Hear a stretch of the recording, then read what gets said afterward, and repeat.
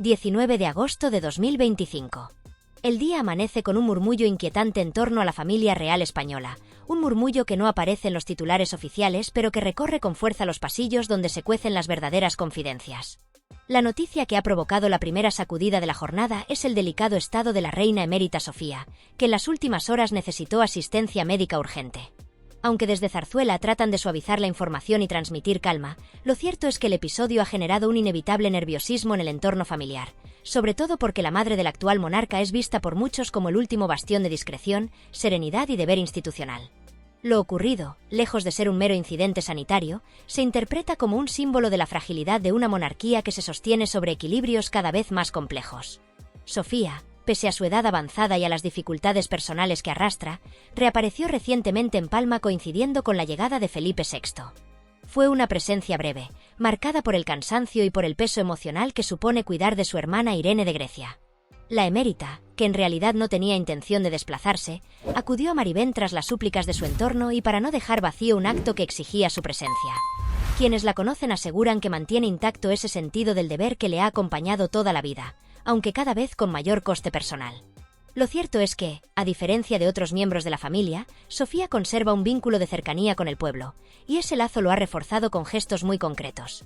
A través de su fundación, ha realizado una donación de 50.000 euros destinada a apoyar a las localidades arrasadas por el fuego. Una aportación que ha sido recibida como una muestra de humanidad y compromiso en medio de tanta devastación. El contraste con Letizia es brutal, y aquí se abre la verdadera grieta que estos días desangra la institución. Porque mientras la emérita arrima el hombro incluso con dificultades de salud, y mientras Felipe VI interrumpe sus días de descanso en Grecia para aparecer públicamente junto a la UME y trasladar su respaldo a las víctimas, la consorte ha preferido mantenerse al margen.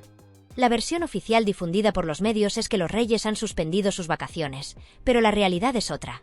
Ni una sola imagen de Letizia vinculada a la catástrofe, ni un gesto de presencia, ni una modificación de sus planes personales. Los incendios, los peores de la historia reciente del país, se han extendido desde Galicia hasta Cádiz, calcinando hogares, tierras y esperanzas, y en ese escenario la ausencia de la reina ha sido interpretada como una bofetada a quienes lo han perdido todo.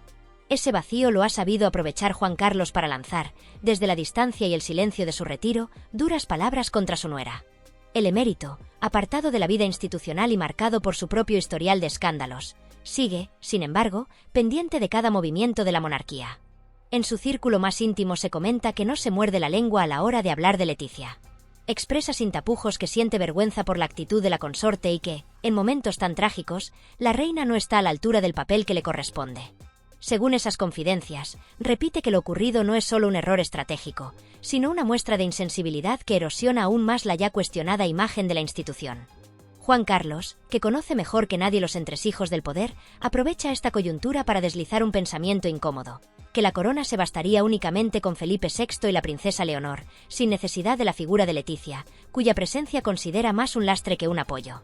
Estas declaraciones nunca aparecerán en la televisión pública ni en los grandes periódicos, siempre atentos a proteger la narrativa oficial.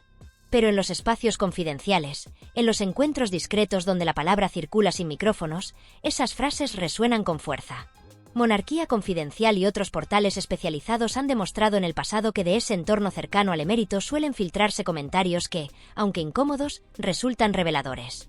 En esta ocasión no es la prensa quien lo difunde, sino los ecos de un círculo íntimo que habla sin filtros. Y el mensaje es claro. Juan Carlos aprovecha el silencio de Letizia para cargar contra ella sin contemplaciones, recordando además que en otras ocasiones sí se mostró ante tragedias, como las inundaciones en Valencia, pero que en este incendio devastador ha preferido continuar con sus planes estivales como si nada ocurriera en España. Mientras tanto, Felipe VI trata de sostener la imagen de la institución con gestos calculados. Canceló sus días en Grecia, se dejó ver con mandos militares, transmitió mensajes de aliento y buscó proyectar cercanía. Sin embargo, algunos observadores lo califican de representación más que de implicación real, un teatro institucional para dar la sensación de que la corona está al lado del pueblo. Sea o no un montaje, lo cierto es que la figura del rey aparece de nuevo como el único sostén visible de la institución, acompañado, paradójicamente, por su madre, la mujer que nunca abandonó del todo sus responsabilidades y que a día de hoy sigue siendo un símbolo de serenidad frente a las tormentas. En este tablero político y simbólico donde se juega la continuidad de la corona, el nombre de Leonor aparece con la fuerza de un comodín inevitable, como la pieza de futuro que muchos consideran la última esperanza de renovación. La princesa, apenas salida de la adolescencia, ha ido construyendo poco a poco una imagen pública que, de manera inesperada, suscita simpatías incluso entre sectores que, por principio, rechazan la monarquía. Su juventud, su formación internacional y el hecho de no estar aún contaminada por las polémicas que rodean a otros miembros de su familia han hecho que en ella se proyecten ilusiones que trascienden lo meramente institucional. Se la percibe como un rostro limpio en una institución que, durante años, ha estado marcada por la desconfianza, los escándalos financieros y las tensiones internas. Esa percepción, todavía frágil pero creciente, es vista por algunos como un salvavidas para una monarquía que se enfrenta al mayor cuestionamiento social de su historia reciente. Pero ese pequeño halo de frescura que envuelve a Leonor no consigue disipar el clima enrarecido que rodea a su madre, la reina Leticia. La consorte atraviesa un momento de descrédito profundo. Su ausencia en medio de la tragedia nacional ha encendido un debate que parece no tener fin.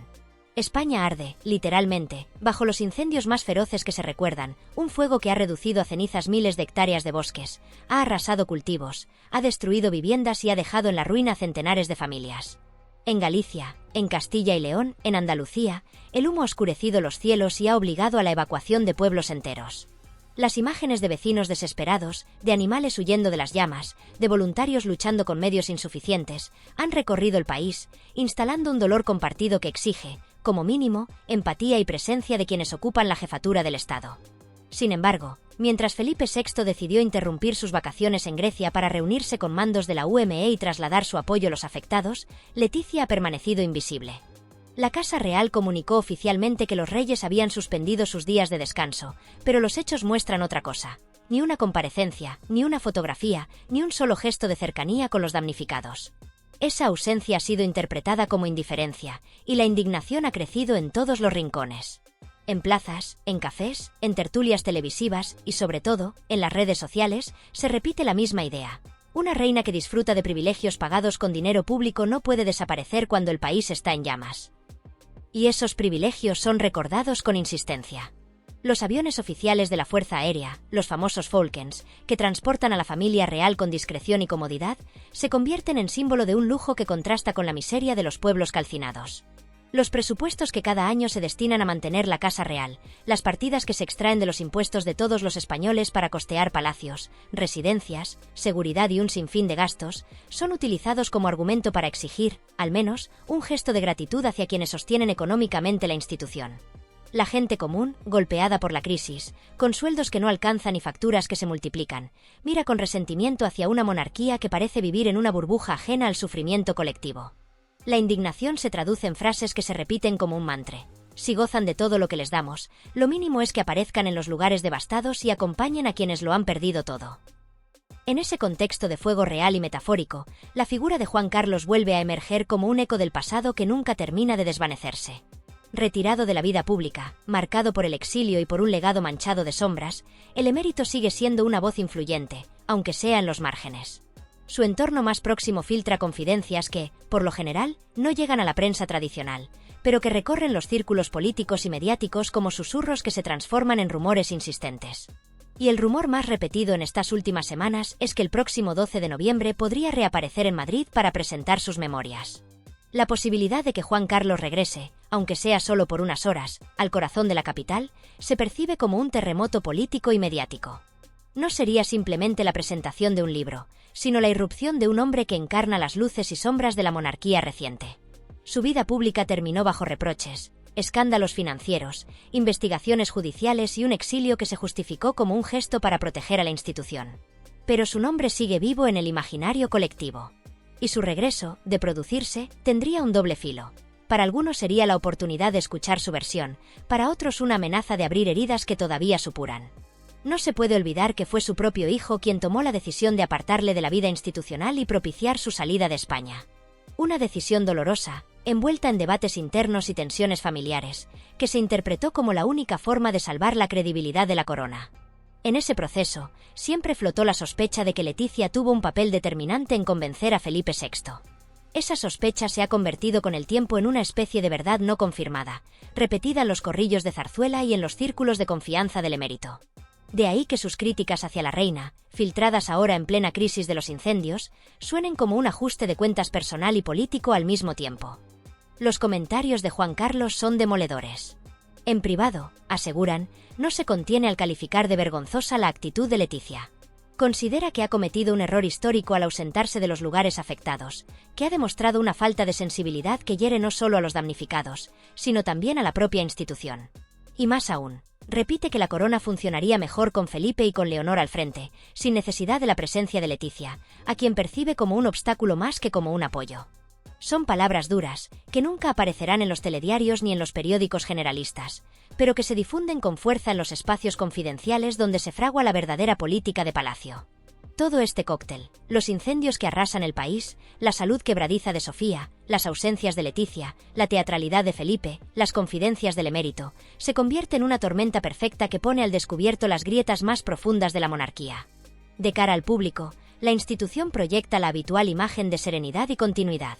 Son fotografías cuidadosamente seleccionadas, comunicados que tratan de transmitir normalidad, gestos medidos al milímetro para dar la sensación de que todo está bajo control. Pero esa fachada no consigue ocultar lo que se percibe en privado: el desgaste acumulado, el cansancio, la desconexión con una ciudadanía que atraviesa uno de los momentos más dolorosos de las últimas décadas. Porque España no solo arde en sus bosques. España arde también en el sentimiento de abandono de sus ciudadanos, en la desconfianza hacia sus representantes, en la rabia que crece en cada pueblo calcinado, en cada familia que siente que el Estado y la corona no están a la altura. Y esa llama, que es política y emocional, resulta mucho más peligrosa que cualquier incendio forestal, porque amenaza con consumir la última brasa de legitimidad que todavía sostiene a la institución. La pregunta que recorre las calles, los cafés y las sobremesas familiares es directa, casi inevitable. ¿Será capaz la monarquía de sobrevivir a esta tormenta de descrédito, o el fuego que devora los campos terminará también por devorar la corona? En tiempos donde la corona española atraviesa uno de sus periodos más cuestionados, hay una figura que parece resistir con dignidad los embates del descrédito: la reina emérita Sofía. Su nombre, pese a todo lo sucedido en la última década, se mantiene en la memoria colectiva con un halo de respeto que ni las tormentas que rodearon al rey Juan Carlos han conseguido borrar. El recuerdo popular la ubica en un espacio diferente al de su esposo o al de la actual reina consorte. Es, para muchos, la representación de una monarquía discreta, silenciosa y entregada a la causa social, una imagen que contrasta con el ruido que suele acompañar a Leticia Ortiz. No resulta extraño escuchar en tertulias, en foros digitales y en la calle la misma frase: nuestra reina sigue siendo Doña Sofía.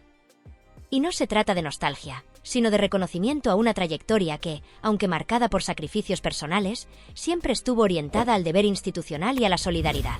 Su fundación es el mejor ejemplo de ello. Proyectos financiados con aportaciones personales, donaciones destinadas a causas sociales y un compromiso que no se ha limitado a la foto oficial.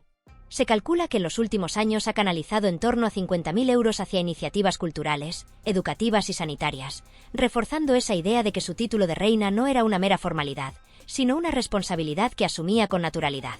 Sin embargo, tras esa fachada de fortaleza, la realidad es muy distinta. El desgaste físico y emocional empieza a pasar factura. Los que conviven con ella en la intimidad reconocen que se encuentra debilitada, sometida a un estrés que se ha intensificado durante las últimas semanas, coincidiendo con los devastadores incendios que han golpeado a gran parte del país. Doña Sofía, siempre atenta a la actualidad, ha seguido día tras día las noticias sobre los focos activos, la evacuación de pueblos enteros, la desesperación de familias que perdían sus hogares en cuestión de horas. El calor extremo de este verano ha multiplicado la tragedia, y aunque ella ya no ocupa un papel institucional de primera línea, ha vivido el drama como si aún estuviera obligada a cargar con la responsabilidad de la corona. Esa implicación personal, unida al propio deterioro físico, desembocó en un episodio preocupante. El pasado jueves, la reina emérita tuvo que ser atendida de urgencia tras sufrir una fuerte crisis de ansiedad.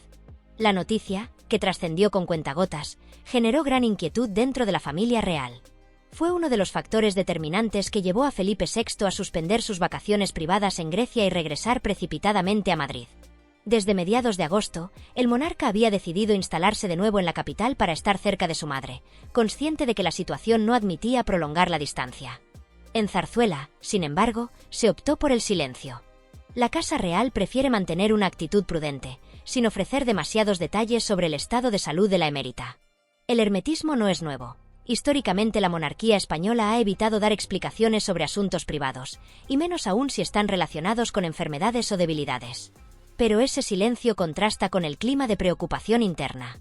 Elena y Cristina, las dos infantas, se han organizado junto con el hermano de Sofía para turnarse en su compañía. No quieren que pase largas horas sola, y mucho menos después de que los médicos recomendaran reducirle al mínimo las tensiones emocionales. El contraste con Leticia Ortiz resulta inevitable. Mientras la madre del rey atraviesa un momento frágil, la actual consorte aparece distante, sin mostrar gestos claros de cercanía hacia las víctimas de los incendios.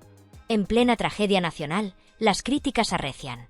Se acusa a Leticia de indiferencia, de falta de empatía, de no haber sabido representar el papel humano que los ciudadanos esperan de alguien en su posición. La comparación con Sofía la deja en entredicho. La emérita sufre, se preocupa, se involucra. La consorte se esconde, repiten muchos analistas con dureza. Rumores procedentes de distintos círculos apuntan a que Leticia habría prolongado su estancia en Grecia o incluso disfrutado de jornadas en alta mar a bordo de un yate en compañía de amistades adineradas.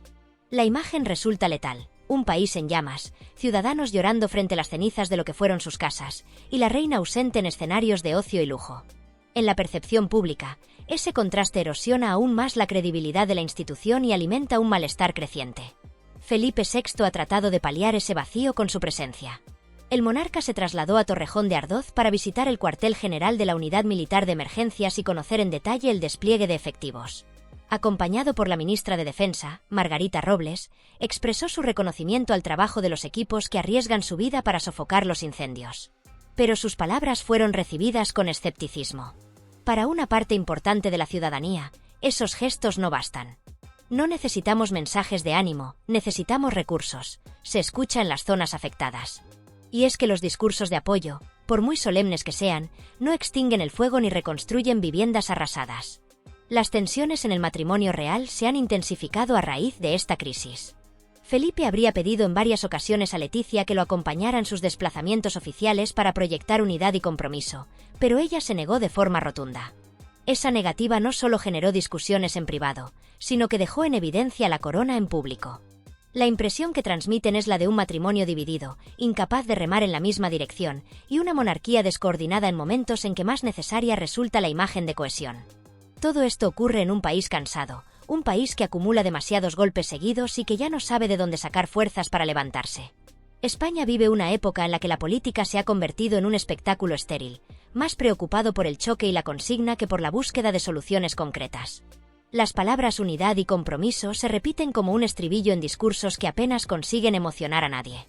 En el Congreso, los diputados parecen actores en una obra donde lo que importa no es tender la mano al adversario, sino lograr el aplauso fácil de los propios. En la televisión, cada debate político se convierte en un campo de batalla verbal donde lo último que se escucha es una propuesta seria. Y mientras tanto, en las calles, en los pueblos, en las casas marcadas por la desgracia, los ciudadanos sienten que la política ha dejado de hablarles. Las promesas, por supuesto, nunca faltan. Cada tragedia es acompañada de un coro de declaraciones oficiales, de planes millonarios anunciados con solemnidad, de ruedas de prensa en las que un ministro asegura que nadie quedará atrás. La gente escucha esas frases y apenas reacciona. Saben que, tarde o temprano, quedarán en papel mojado. Lo vimos en La Palma, donde la lava sepultó casas, colegios, iglesias, negocios familiares. Recibieron la visita de cargos políticos que prometieron reconstrucción inmediata, ayudas, un futuro digno. Hoy, años después, todavía hay familias viviendo en caravanas, en viviendas provisionales, con indemnizaciones bloqueadas en expedientes interminables. El volcán arrasó su mundo en cuestión de días. El Estado, en cambio, parece incapaz de reparar el daño en años. Lo vimos también en Valencia. Tras las lluvias torrenciales, las calles quedaron cubiertas de barro, los negocios destrozados, los hogares inhabitables. Los vecinos salieron con palas, cubos y escobas a limpiar lo que el agua había dejado atrás, mientras escuchaban al presidente de turno asegurar que las ayudas serían inmediatas. Hoy, algunos de esos vecinos siguen esperando. Sus negocios no levantaron cabeza, sus viviendas siguen hipotecadas a deudas y reparaciones, y las promesas se han desvanecido como un eco. Y lo vemos ahora, con los incendios que arrasan aldeas, bosques y campos enteros. Las llamas no distinguen entre montes ancestrales ni huertos de subsistencia, devoran por igual el paisaje natural y la memoria de quienes lo habitaron. En Galicia, un agricultor de 60 años observa cómo las llamas se llevan sus viñedos centenarios, plantados por su abuelo. Son 100 años de historia reducidos a cenizas en una noche, dice entre lágrimas, mientras acaricia el suelo negro que ayer estaba lleno de vida. En Castilla y León, una madre huye con sus 2 hijos en el coche, sin mirar atrás, con el fuego persiguiendo la carretera. Lo dejamos todo dentro, fotos, ropa, lo poco que teníamos. No sé si volveré a ver mi casa, murmura sin poder contener el llanto. Y en Extremadura, un anciano contempla cómo se derrumba el tejado de la que fue su casa durante 70 años. Yo ya no tengo tiempo para empezar de nuevo, susurra, resignado, mientras el humo le cubre los ojos. Frente a estas imágenes, el ciudadano percibe la misma secuencia de siempre. Autoridades que llegan tarde, discursos que suenan a protocolo, visitas que duran lo que dura la cámara de televisión. Los ministros recorren los pueblos arrasados, se ponen el chaleco de protección, posan junto a los bomberos y prometen recursos. Pero la gente sabe que, cuando las llamas se apaguen y los focos dejen de grabar, volverán al silencio, a la espera interminable, a la soledad. La indignación social se transforma en un sentimiento más hondo, la certeza de estar abandonados. El pueblo, acostumbrado a resistir por sí mismo, mira con rabia cómo la clase política actúa tarde y mal, cómo los anuncios oficiales se diluyen en burocracia, cómo las élites parecen más interesadas en disputarse titulares que en ponerse al lado de quienes lo han perdido todo. Y esa sensación de abandono no se limita a la política. Alcanza también a la monarquía, a una institución que, lejos de servir de refugio en momentos de crisis, se muestra atrapada en su propio laberinto de tensiones internas. La corona proyecta más dudas que certezas. Felipe VI se empeña en aparecer como un jefe de Estado distante y moderado, pero cada vez más aislado. Leticia, criticada por su ausencia en los momentos más críticos, aparece desconectada, como si las tragedias colectivas no fueran parte de su papel. Y en ese vacío, paradójicamente, emerge de nuevo la figura de Sofía, la reina emérita, cuya fragilidad se ha convertido en un inesperado símbolo de humanidad. Sofía, debilitada por la enfermedad y por los años, transmite sin proponérselo una cercanía que los demás no logran. En sus apariciones públicas, su gesto cansado y su vulnerabilidad despiertan más empatía que cualquier discurso oficial. Ella, que ya no tiene funciones ni poder real, representa un valor que la monarquía ha olvidado: la capacidad de conectar emocionalmente con la gente. Su sufrimiento se ha convertido en un espejo en el que muchos se reconocen, en contraste con la frialdad de Felipe o la distancia de Leticia. El país arde, y con él se consume también la credibilidad de sus élites. No son solo los montes los que se reducen a cenizas, sino también la confianza en quienes deberían dirigir con firmeza en medio de la adversidad. Las columnas de humo que se levantan sobre las montañas parecen confundirse con el humo simbólico que envuelve a unas instituciones en crisis, incapaces de ofrecer respuestas claras, incapaces de transmitir seguridad. La gente ya no espera demasiado de los políticos, acostumbrada a ver cómo cada promesa se desvanece en cuanto desaparecen las cámaras. Tampoco confía en la monarquía como símbolo de unidad, porque lo que antes era un refugio de cierta estabilidad ahora se percibe como un escenario de divisiones internas y desconexión con la realidad. En los pueblos arrasados, la solidaridad no viene de arriba, sino de los propios vecinos. Es allí donde se observa lo que el Estado no alcanza a dar. Jóvenes que ayudan a los ancianos a evacuar sus casas con lo puesto, familias que comparten lo poco que tienen con los que lo han perdido todo, voluntarios que recorren kilómetros para llevar ropa, agua y mantas, y bomberos que trabajan hasta la extenuación, durmiendo apenas unas horas en improvisados campamentos antes de volver a enfrentarse a un fuego que parece no acabar nunca. Frente a la lentitud de las administraciones, la respuesta del pueblo aparece como una fuerza espontánea, generosa, nacida del instinto de proteger lo común. El Estado, en cambio, se percibe como una maquinaria lejana, pesada, incapaz de reaccionar a tiempo y demasiado acostumbrada a enredarse en sus propios trámites. En medio de esta tormenta, la monarquía aparece dividida y débil, atrapada en sus contradicciones y en el desgaste acumulado de los últimos años. Felipe VI se muestra aislado, prisionero de un papel que le exige firmeza, empatía y liderazgo, pero que no sabe cómo ejercer más allá de los discursos institucionales. Leticia, por su parte, es criticada por su ausencia en tragedias que reclaman humanidad y presencia, lo que alimenta la imagen de una consorte distante, poco implicada en los dolores colectivos. Y luego está Sofía, la reina emérita, envejecida y golpeada por la enfermedad, pero convertida de manera inesperada en un símbolo de cercanía. Su fragilidad transmite algo que el resto de la familia real parece haber perdido: la capacidad de emocionar y de conectar con el sufrimiento del pueblo. En el recuerdo colectivo flota también la figura del rey emérito, Juan Carlos, que, aunque apartado oficialmente, sigue planeando como una sombra sobre todo lo que ocurre. Su legado, marcado por los escándalos, pesa demasiado, y la institución no logra desprenderse de ese lastre, lo que agudiza la sensación de que el presente está contaminado por los errores del pasado. Quizás, con el paso del tiempo, Sofía quedará en la memoria como la última representante de una monarquía capaz de transmitir un mínimo de humanidad, aunque lo hiciera desde la fragilidad y sin protagonismo político. Tal vez la gente recuerde que, en los momentos más oscuros, no fue Felipe con su solemnidad ni Leticia con su distancia quienes dejaron huella, sino una reina retirada, enferma, sin poder alguno, pero cercana en su vulnerabilidad. El presente, en cambio, ofrece un retrato desolador. Un rey encerrado en los protocolos, una consorte ausente y un país que se quema, literalmente, bajo las llamas y simbólicamente, bajo la indiferencia de quienes deberían sostenerlo. Porque el incendio no es solo físico, es también moral. Las llamas que devoran los bosques y las aldeas son las mismas que devoran, poco a poco, la confianza en las instituciones, en los dirigentes, en las estructuras que deberían garantizar estabilidad. El fuego avanza tanto en los campos como en la conciencia colectiva. Y la pregunta que se repite, en cada pueblo arrasado, en cada casa perdida, en cada conversación improvisada en la barra de un bar, es siempre la misma. ¿Qué quedará en pie cuando el humo, tanto el real como el simbólico, termine por disiparse?